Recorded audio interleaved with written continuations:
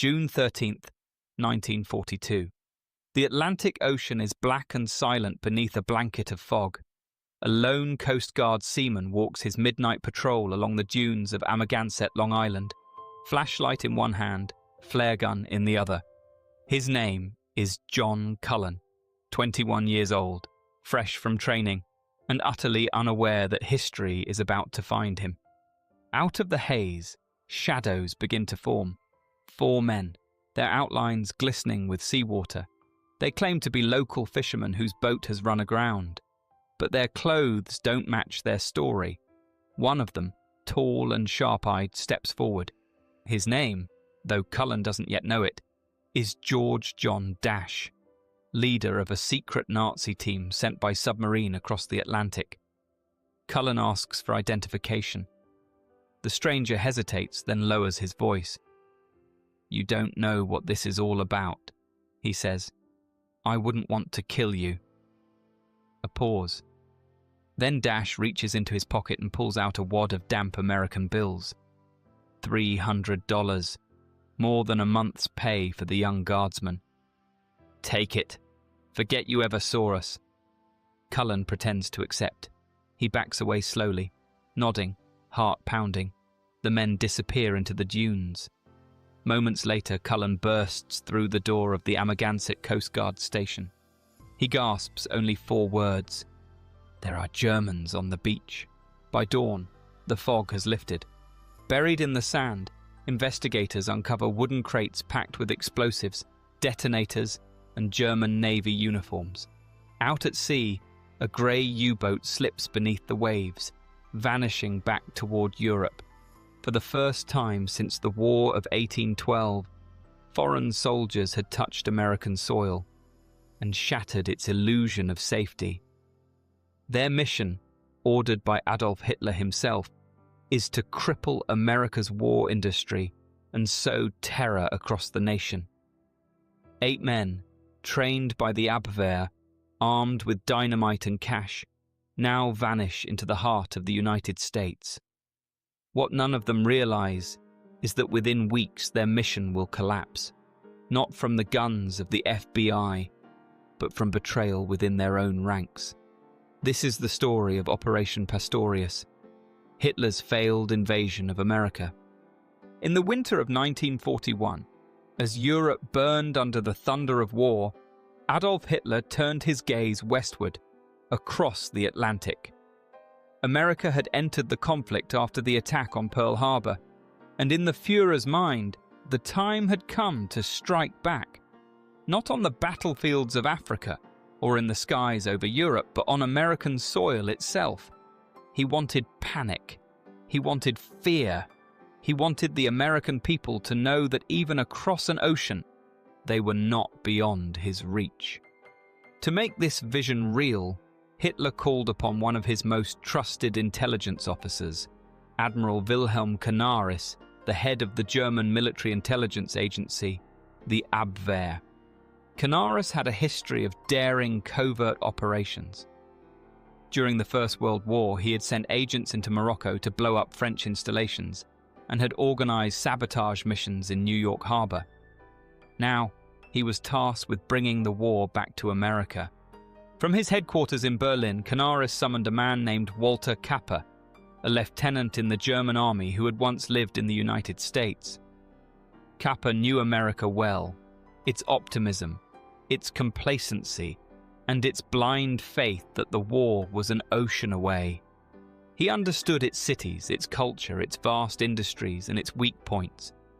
His mission: recruit men who could blend in, men who spoke English like natives, men who knew how America worked.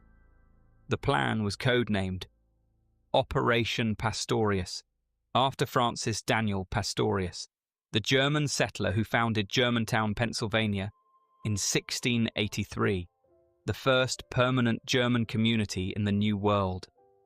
The symbolism was clear. Germans had once helped build America. Now they would return to destroy it. 8 men were chosen. 2 of them, Ernest Peter Berger and Herbert Hans Haupt, were American citizens. The others, George John Dash, Edward John Curling, Richard Quirin, Heinrich Heinck, Hermann Neubauer, and Werner Thiel had all spent years working in the United States. They were factory hands, machinists, cooks, waiters, ordinary men on the surface, but each had a different reason for joining the mission. Some believed in Hitler's promise of German victory. Others sought revenge, or simply a chance for adventure. At a secluded training camp on the shores of Lake Quenz near Berlin, the men were remade into saboteurs. For 3 weeks, instructors from the Abwehr drilled them in the art of destruction, how to wire dynamite, build detonators, and time an explosion with chemical fuses. They studied American newspapers, practiced English slang, memorized cover stories, and were told to live, eat, and think like Americans.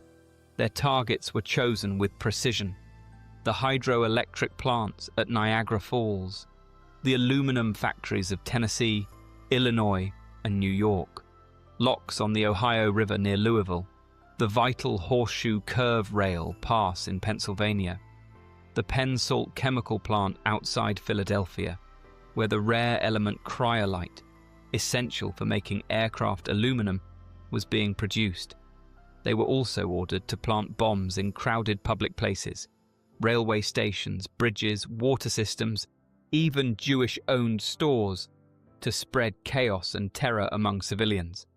Each man was issued false identity papers, counterfeit social security cards, driver's licenses, and a total of $175,000, enough to live comfortably, move freely, and bribe anyone who stood in their way.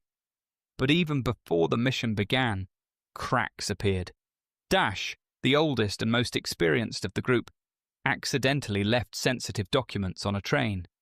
Another member, drunk in a Paris bar, boasted loudly that he was a German secret agent. The Abwehr's confidence faltered, but the plan moved forward. 2 submarines, U-202 and U-584, were prepared to cross the Atlantic. Each would carry 4 men. Their orders: land by night on America's east coast, disappear into the population, and begin the greatest sabotage campaign the United States had ever faced. They believed they were about to change the course of the war. In truth, they were sailing straight into disaster. The men arrived at Quenz Lake under heavy secrecy. The lake was still. Pine trees lined its banks. Only the faint sound of boots on gravel broke the calm. To the locals, the quiet estate near Brandenburg looked like any other lakeside retreat, a manor house surrounded by pine forests with a few outbuildings and a small pier.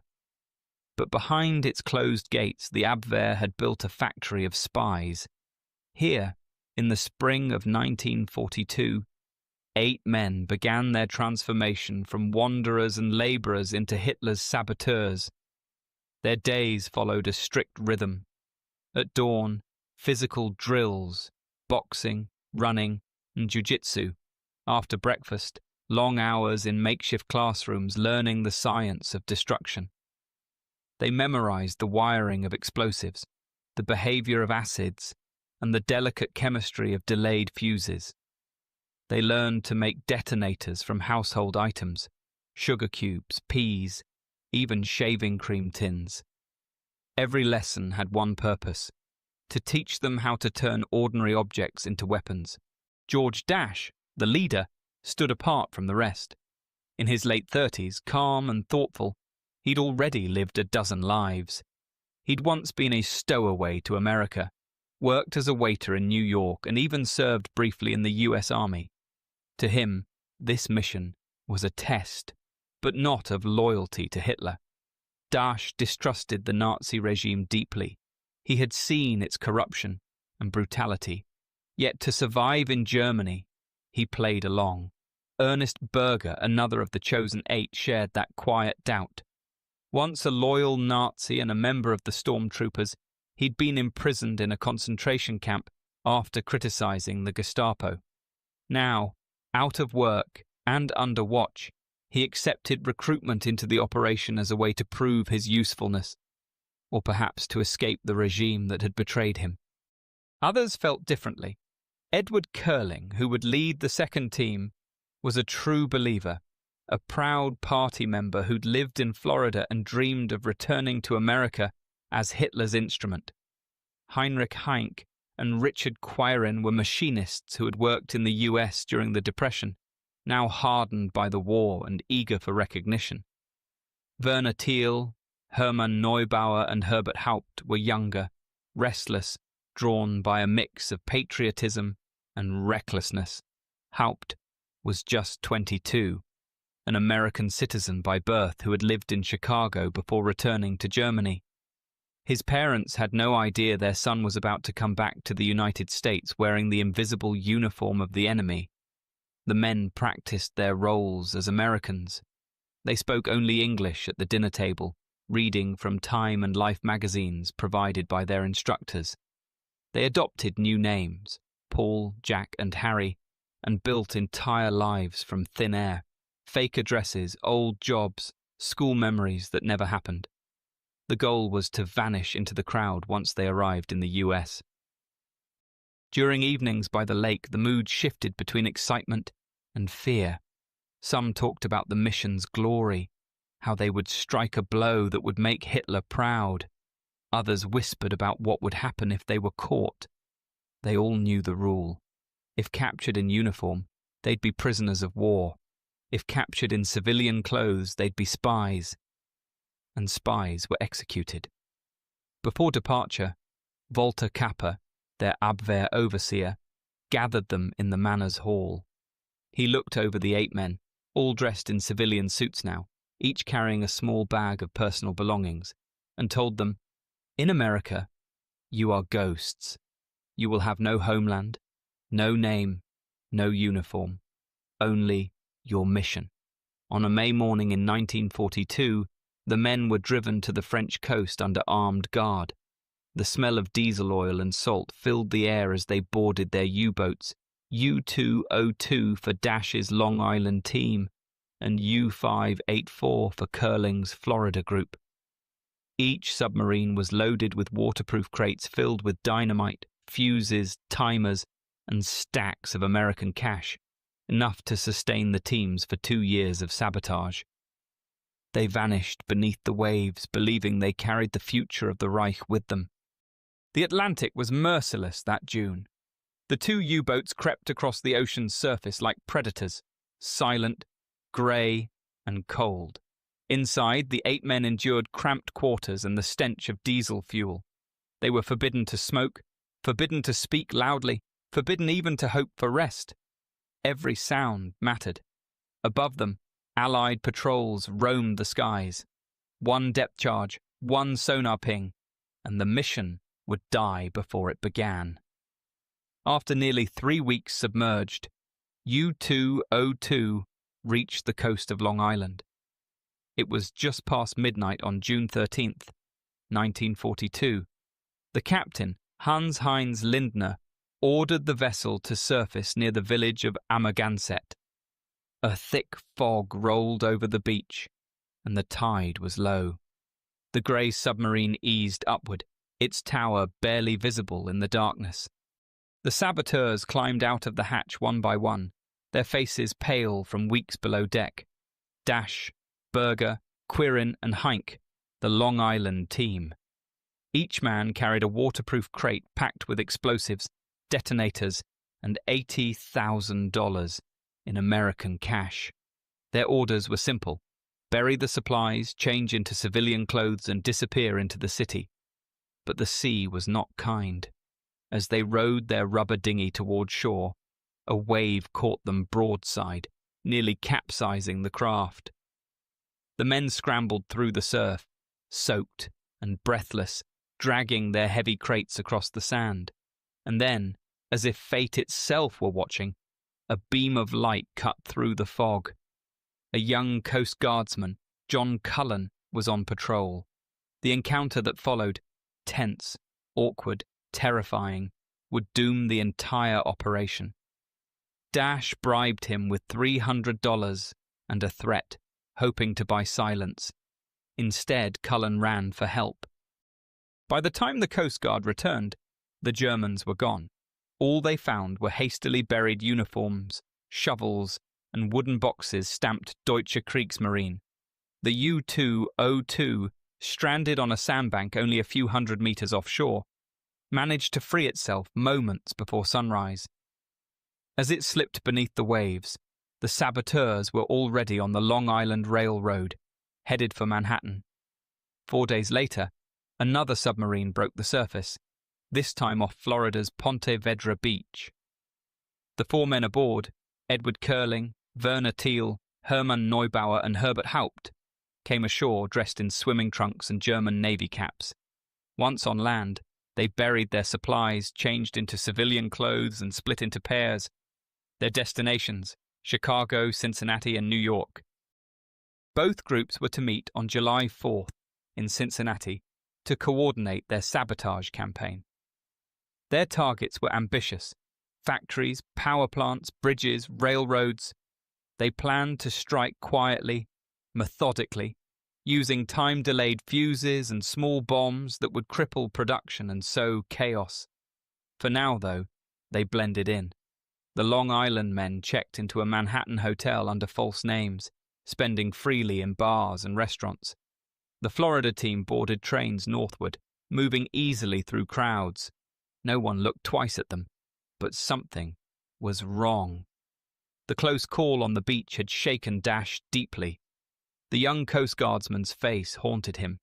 He knew the Americans would find the evidence and connect the dots.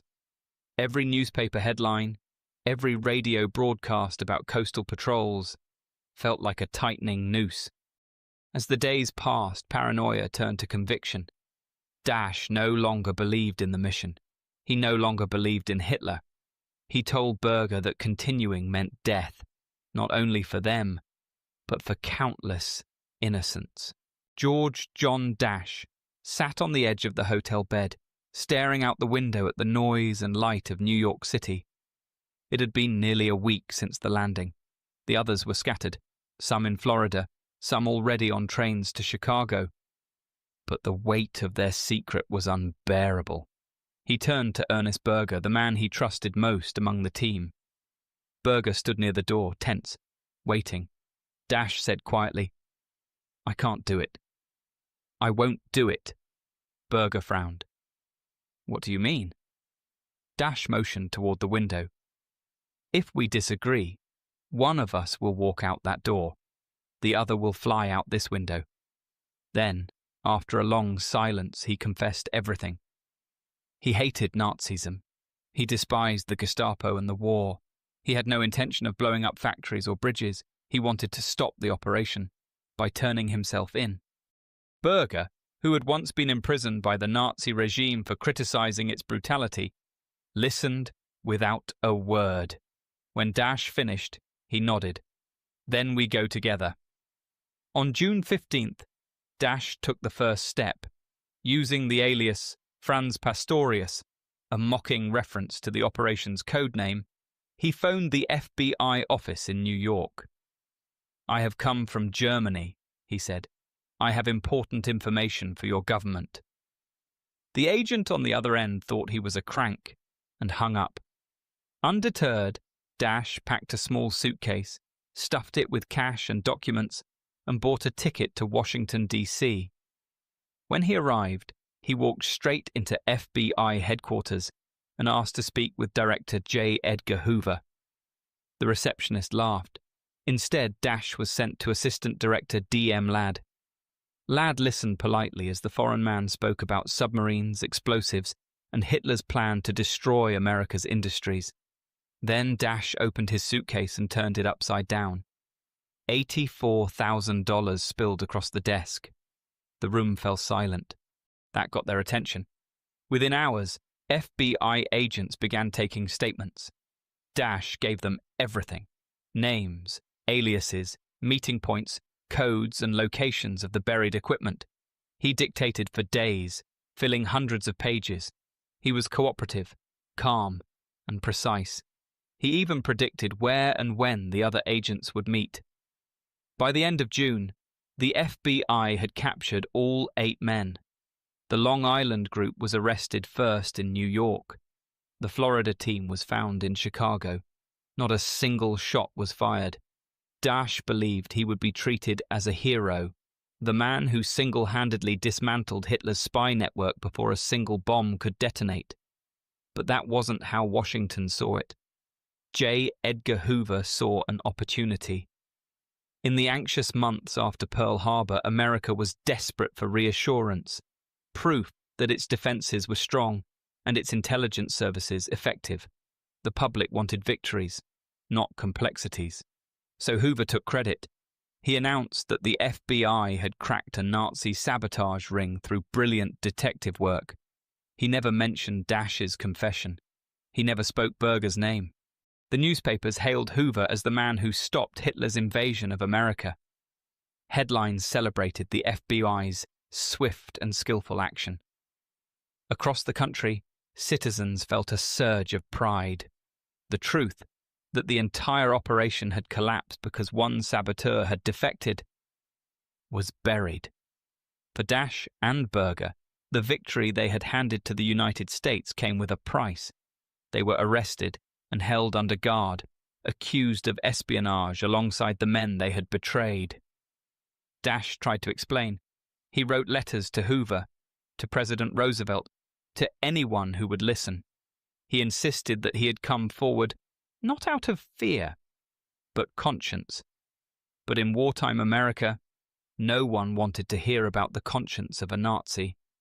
Within weeks, the stage was set for one of the most extraordinary trials in US history, one that would decide not only the fate of 8 men, but the legal boundaries of war itself. The summer of 1942 was heavy with fear. America had been at war for only 6 months, and the nation's confidence was still fragile. Rumors of Nazi spies and saboteurs spread like wildfire. Across the East Coast, blackout curtains hung in windows, and coastal patrols combed the beaches with rifles and dogs. In Washington, President Franklin D. Roosevelt demanded swift justice.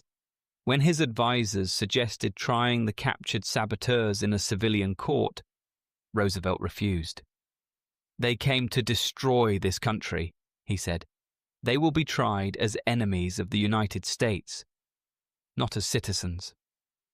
The President issued Executive Proclamation 2561, creating a secret military tribunal to handle the case. It was the first of its kind since the Civil War. The order stated that anyone who entered the United States for the purpose of sabotage, espionage, or hostile acts would not have access to civilian courts or appeals. Roosevelt made one thing unmistakably clear to Attorney General Francis Biddle. "I want one thing clearly understood. I will not hand them over to any United States Marshal armed with a writ of habeas corpus. The trial would be held behind locked doors." On July 8, 1942, the 8 men, Dash, Berger, Curling, Haupt, Heinck, Neubauer, Thiel, and Quirin, were brought to a heavily guarded room inside the Department of Justice building in Washington, D.C. The chamber was small, sealed from the press and the public. A row of 7 high-ranking army officers, all generals, sat at the front. Their uniforms gleamed under the harsh fluorescent lights. At the center sat Major General Frank McCoy, president of the tribunal. Beside him, 6 other generals, including Walter Grant, Guy Henry Jr., and Blanton Winship. On the prosecution side, Attorney General Francis Biddle. The defense was led by 2 Army lawyers, Kenneth Royal and Lawson Stone, the son of the Chief Justice of the United States. The charges were grave: violating the law of war, spying for the enemy, conspiracy to commit sabotage against the United States. Each count carried the death penalty. The defendant sat silently in the dock. Each wore a simple suit, each with a number pinned to his lapel. Dash looked calm, detached. Berger appeared resigned. The others glared ahead, faces blank, as if waiting for a verdict they already knew.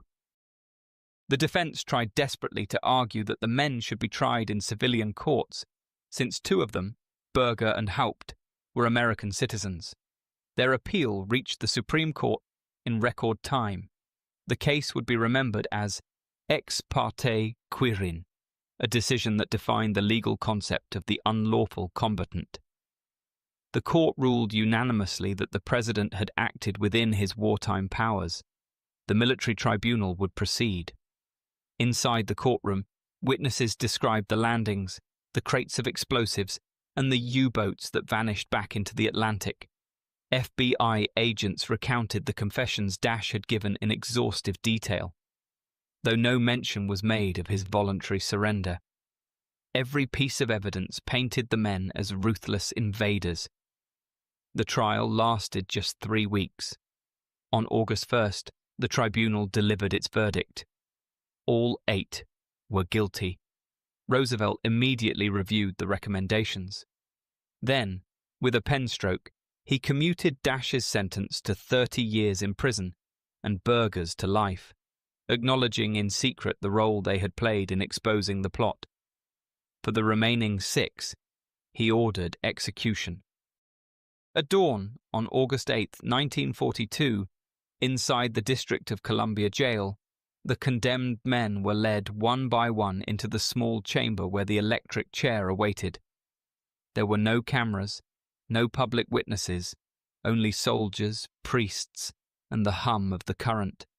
Heinrich Heinck was first, followed by Richard Quirin, Edward Curling, Werner Thiel, Hermann Neubauer, and Herbert Haupt.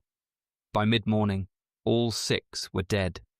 Their bodies were buried in unmarked graves in the Blue Plains Potter's Field, a quiet patch of ground on the outskirts of Washington, D.C. Their graves were marked only with wooden boards bearing numbers instead of names. News of the executions broke that evening. Across America, relief mixed with unease. The public cheered the swift justice, but few understood how close the nation had come to chaos, or how the Federal Bureau of Investigation's triumph had depended on a man it now called a traitor. For George Dash and Ernest Berger, the story was far from over. Their lives would continue behind prison walls, haunted by the decision that had saved a country but destroyed their own. The executions were over, but their echoes carried far beyond the walls of the D.C. jail. The 6 dead men became ghosts, forgotten by most Americans, disowned by the country that had sent them, and buried beneath simple numbered boards in the Blue Plains Potter's Field. The operation that was supposed to bring fire and fear to American soil had ended in silence. No factories were destroyed, no bridges bombed, no civilians harmed.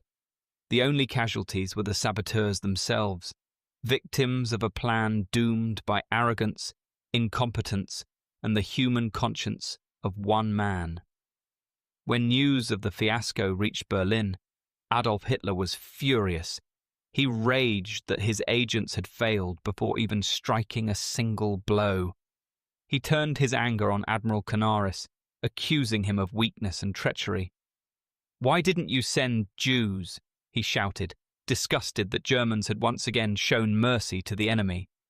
It was the beginning of the end for Canaris. His Abwehr was soon stripped of power, its authority consumed by Himmler's SS intelligence arm. By 1944, Canaris himself would be executed for treason, strangled with piano wire for plotting against Hitler.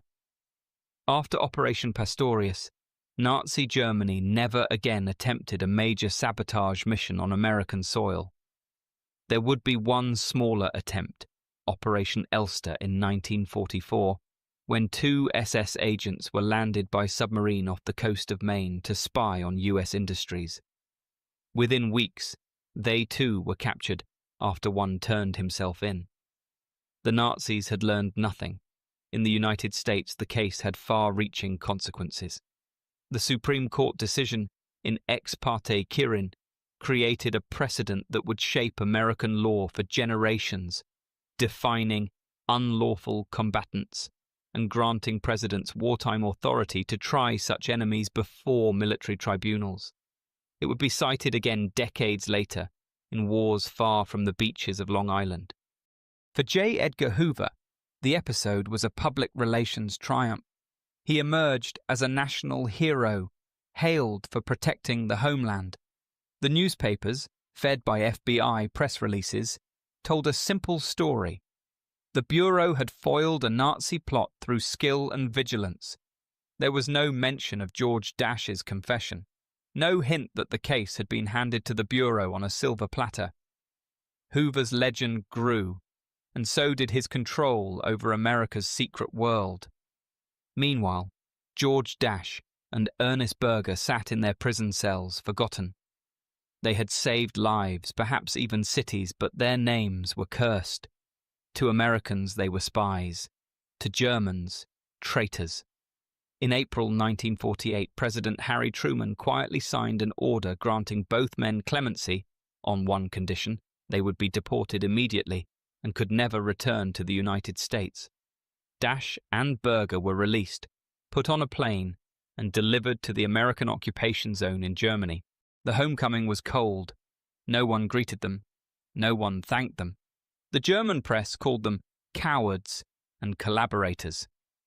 Berger settled in Essen, where he lived quietly until his death in 1975.